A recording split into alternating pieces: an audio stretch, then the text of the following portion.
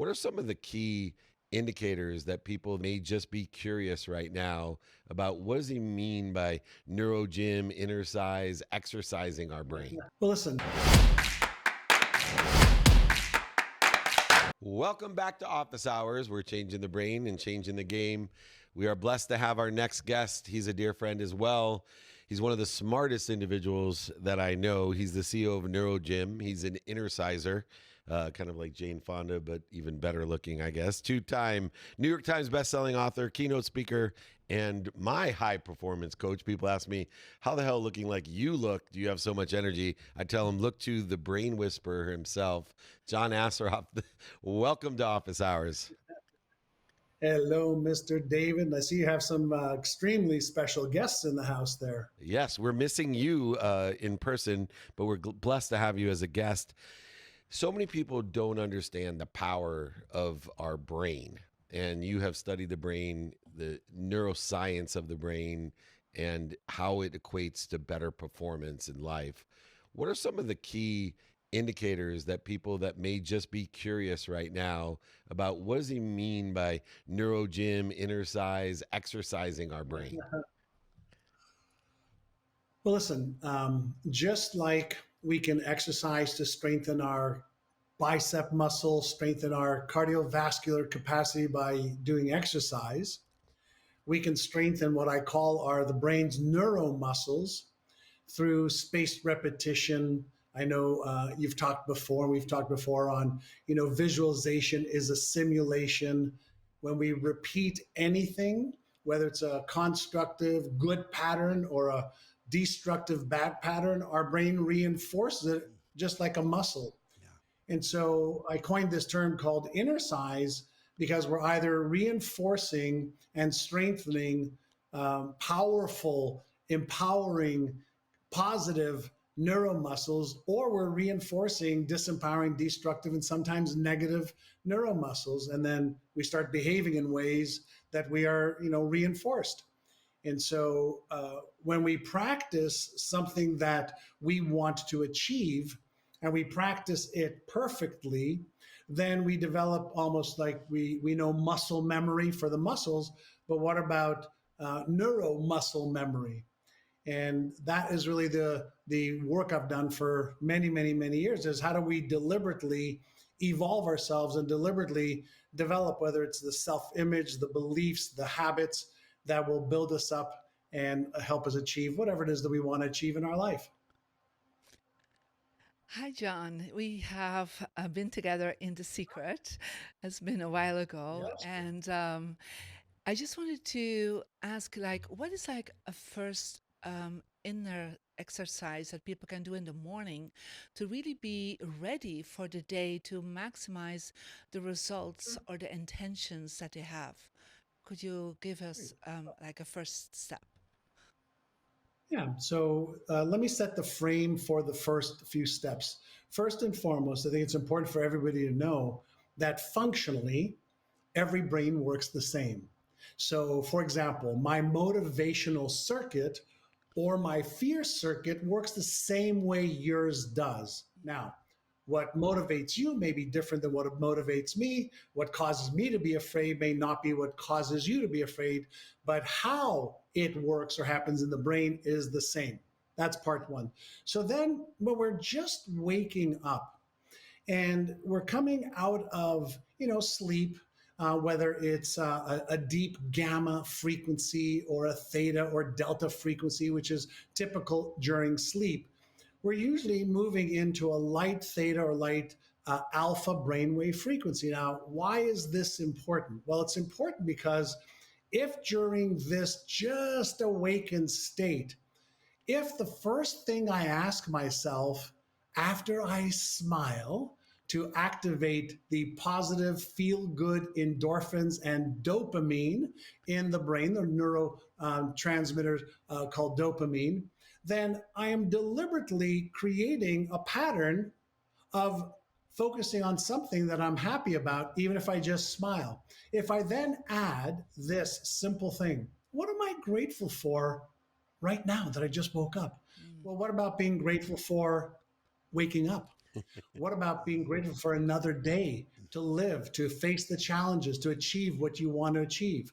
Why don't you think about what am I grateful for around my body, my friends, my family, my mother, my sister, my brother, my wife, my kids? And the reason we want to do that is if we develop this as a habitual pattern, then we're actually activating a part of the brain, which is maybe a little too technical, but it's the nucleus accumbens and insula, and it releases dopamine, the feel good neurochemicals. Now, who wouldn't want to start off with releasing the feel good neurochemicals around gratitude? And the most important part about that is you'll feel good right away. But here's where this gets really fun and interesting. If you do it for 1 week, 3 weeks, 4 weeks, 8 weeks, 12 weeks, you set up something called automaticity, which means this: your brain will naturally cause you to want to do it because you've set up a reward system as soon as you woke up for it to feel good. And that's how I like to suggest we all start every day, because we all have something or many things to be grateful for. I love Love it. it. Thank you. Speaking of grateful, Nick, I'm so grateful you're here. I'm grateful to be here and grateful for our guest, John. City Chiefs, sorry. Kansas City Chiefs in the house. You know what? We are in a neural feedback of lots of dopamine right now. Let me tell you, can't lose we're no playing matter badly and still winning. Let me just tell you, though, Russell Wilson's father, Harry Wilson, was my teammate in college, and Harry, when he won Russell, when he won the first Super Bowl, was on the field and somebody was interviewing him. And of course, it's that moment of great dopamine and success. And he said, my father always asked me, why not you, Russell? Why not you? And I think about those in those moments of truth, like a kicker hitting a 54-yard field goal to win the Super Bowl, putting yourself in that place where it's an open-ended, creative, dynamic, spontaneous release of power and confidence. Why not you, Nick? Why can't I be great right now, as opposed to, oh my God, this is the scariest moment in my life, and rehearsing that so that it becomes that habit. Yeah.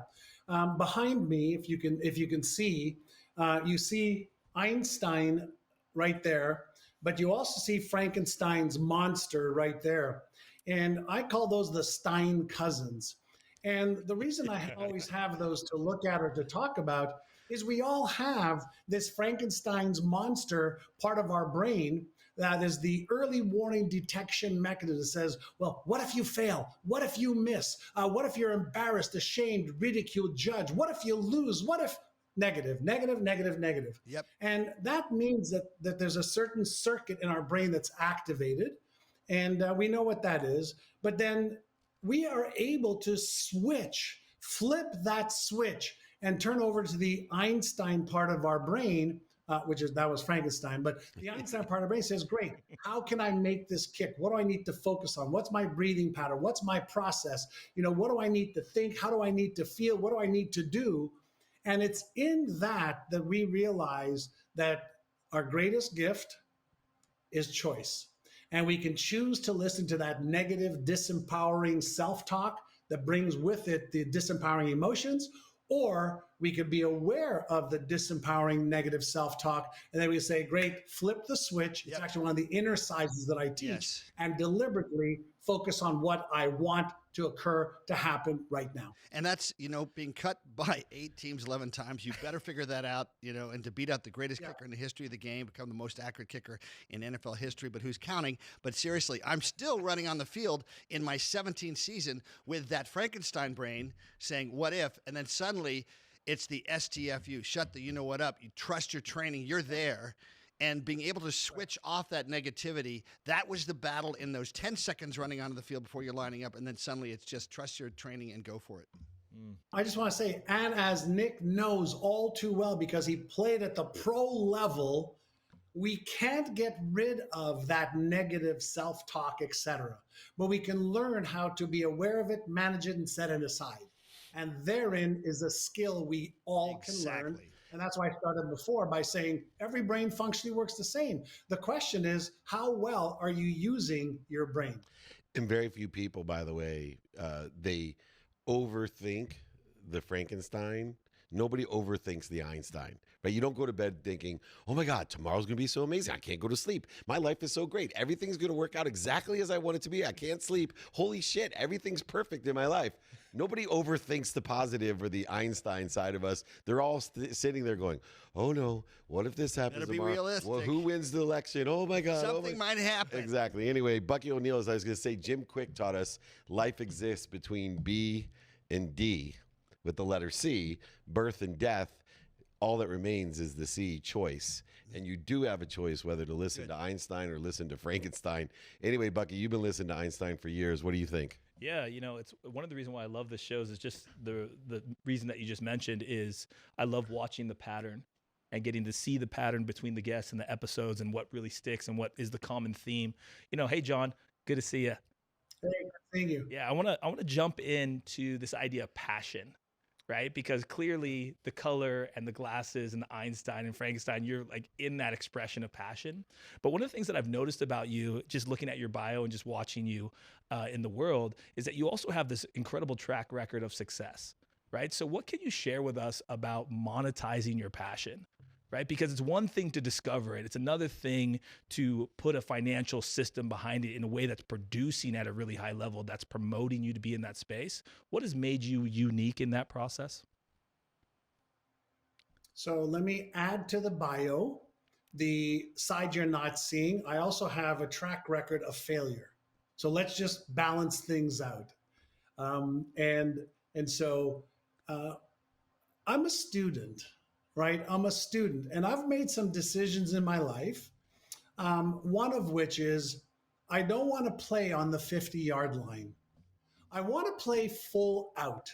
I want to be as healthy as I can be. I want to be as loving, caring, and kind and understanding as I can be. And I want to play at the pro level of every area of my life. So that means that if I'm going to be playing the game of business, because I think there's the health game, the wealth game, relationship game, career game, etc. Yes. And the game of business, I have a choice: kindergarten, grade school, high school, university, or pro level. And even in the pro level, there's levels within that. So then I ask myself, okay, what is the skill that I need or that I need to have on my team to play at the pro level? What's the knowledge? What's the skill? What are the strategies to implement to achieve those goals? What are the tactics to achieve those goals? What are the timelines to achieve those goals? So for anything that we want to achieve, and I don't care if it's health, relationship, or business or money, there is a success syntax that follows some very, very specific patterns. Kicking a field goal, specific pattern. Feng shui, specific patterns. What you guys, specific patterns. And when you follow the patterns, it's like a blueprint. And of course, there's anomalies and there's things that happen. But then we learn how to navigate things when they happen. And that is just something that I've just learned from my mentors, from standing on the shoulders of giants. But I've been a voracious student of patterns and success, because many of us have heard success leaves clues, but so does failure. And so I always want to start off with a blueprint, implement the blueprint, and modify and adapt from that, and then figure out how to overcome any challenge that arises. And that way I'm not a victim of what's happening. I'm responding versus reacting. And that's just what I have discovered and learned how to do. I love Bucky's question because in the end, real success, James Dean driving off a cliff at the height of his career, just so many examples. So we started off the conversation with, what are the short-term things as a kicker? 1.3 seconds. What's the thing I put in my head right now? But then there's the real gist of it, the juice, which is how do I sustain success? I think of Mike Tyson biting off Evander Holyfield's ear, and look at Mike Tyson now. He could put on a 2-hour show on Broadway. He's been able to learn, even though he'd lost Customato, he lost his mentorship, but he became his own mentor, and he's now been able to sustain a longer view of success and maintaining and managing his thoughts and his strategies. So this is a different human being. People see what a sweet, thoughtful person he was in the midst of the reputation of being one of the most scary, spontaneous, and lacking of discipline people you could ever meet. Clues, Yeah. patterns, and choices. That's what John Assaraf assists us in doing, is identifying those. I will change his bio, though. I don't believe John Assaraf has a long list of failures. I think, like all of us, he's made a tremendous amount of mistakes, but failure only comes from lack of commitment.